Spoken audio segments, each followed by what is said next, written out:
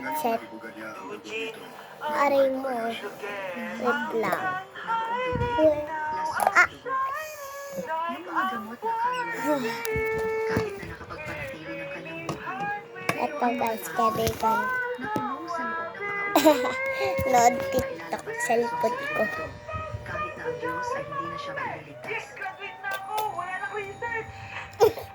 Hala! Ano pinulit? Ipapasa pa natin yan! Ha? Anong iyakan? Ang What? pangit mo! This is our last... Ikaw ang pangit. Alam mo ba, kanina, muntik na akong mamatay sa takot. Puntahan mo siya at i-check ang pulso niya. Tingnan Wait natin lang. kung bumaba na ang galing ng matandang ito. Lola, malakas ang Headset ko to nung Pasko de regalo sa akin ni Mama. Lahat ng Uy. energy channels ay naibalik. Grabe naman yan. Picnic, dance! Dance! Himala, isang tunay na himala sa medisina natin. Ito ba yung pinag-uusapang siyang nakarayo na muling pagkabuhay? Ang galing, sobrang galing. Isang buhay kong pinag-aralan ng mga gamot at makinarya ng kanluran. Sa uli, hindi pa rin katumbas ng isang maliit na kininto ang karayo. Mukhang nasayang lang ang buhay ko. Tama na. Huwag mong maliitin ang sarili. Itong batang ito, nakarating hanggang ngayon. Malaking tulong din ang masusing pag-aalaga mo nitong mga nakaraang taon. Ginagamot ng Chinong medisina ang katawan. Ginagamot ng kanluran ng medisina ang katawan. Kapag kumpleto ang katawan at kalulan, saka yung posible ang muling pagkabuhay. Ngayong pagkakataon, magkapatid tayong mag-aate ay nagtulungan para iligtas ang batang ito mula sa pinto ng kamatayan. Salamat, Suzy. Sa totoo lang, si Lola yun. Lola, sabi mo, ginamit mo lahat ng lakas mo para iligtas ang Naya, iya. Hindi ko na akala. Nagbibideo pala ako. Nakinood na ako dun. Napatulala na ako. Gagawin mo pa rin ang lahat, kahit kalabaw na pagod, para lang iligtas si Virginian. Ang malaking utang na loob ni Lola, Eugenia, hindi ko makakalimutan habang buhay. Ayos lang. Wag. Yung katawan ko, kaya pa naman. Aray mo. Wait lang, may kukunin lang ako. Titingnan ko ang puso mo, para malaman kung may pag-asa ka ba.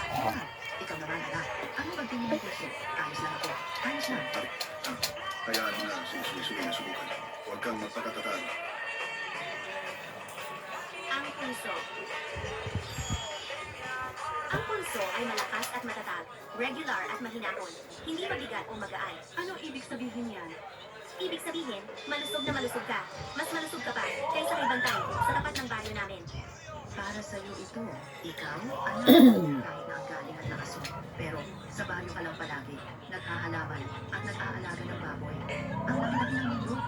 Kung hindi ako magpapanggap na may sakit para pilitin kang umalis, habang buhay kang maiiwan sa liblib na lugar na to. Pero hindi ka dapat nagsinungaling sa akin. Nag-alala ako ng sobra. Halos maubos na ang luha ko. Lola, sinungaling ka. Hindi na kita kakausapin. Sway. Ano? Galit na galit ako ngayon. Huwag mo akong tulungin. Sa totoo lang, Both. gusto ko rin magpasalamat na nagsinungaling si Lola. Kung hindi dahil kay Lola na pinalusong ka sa lungsod, kung hindi dahil sa pagnanais mong lunasan si Lola at nanatili sa pamilya ko, hindi kita makikilala.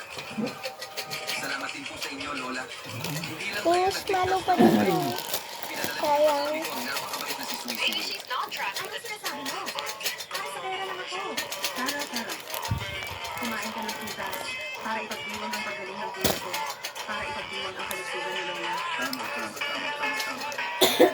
Dapat tayong lahat ay ginawa ng bait. Huwag ka nang magsinungaling.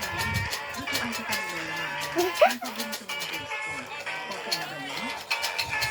Pinakuha pa din. Tama ang mabu. Tumapak ng buo ang paa. Nakabris ako. Pakiramdaman ang paggalaw ng muscles sa hita. Pag nag- Sayan kay Suy. Pag nagsiyaw.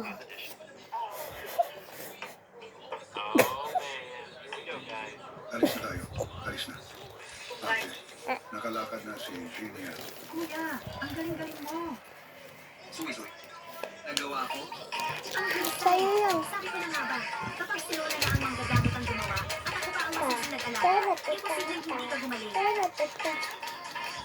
Halika. Pahinga ka na tayo. Taratata.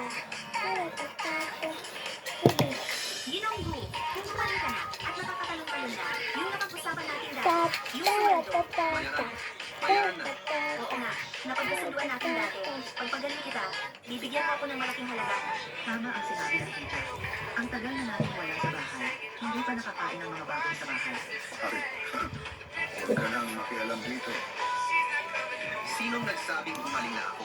Sa medisina, may tinatawag na observation period. Pagkatapos gumaling sa malubhang sakit, kailangan ng hindi bababa sa kailangan ng 3 buwang masusing pagmamasid at gabay sa rehabilitasyon. Paano kung habang nagre-rehab ako, bigla akong madulas o kaya bumalik ang dati kong sakit?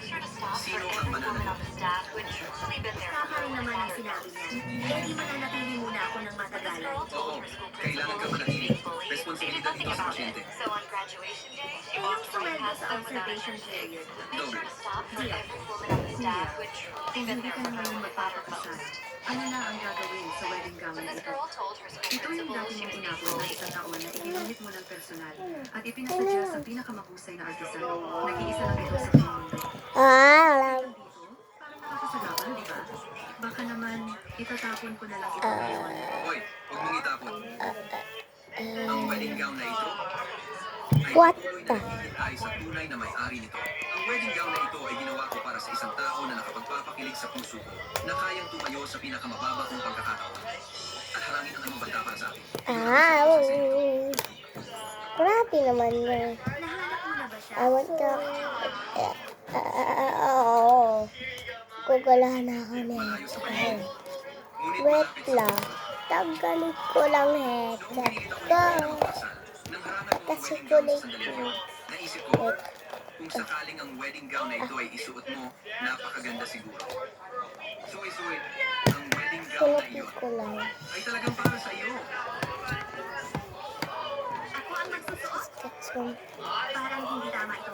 Anong percent na? Suwi-suwi, gusto kong baguhin ang ating kasunduan sa pagbabayad. 7. Thank you. Day. May topic Gusto days kitang tayo. gawing tunay na babae So, ng pamilya wait ko. lang. Maging asawa mo ako, si Eugene yan. Ang kontrata ay habang buhay. Ang kondisyon ay lahat ng aking ari-arian at buhay ko. Payag ka ba?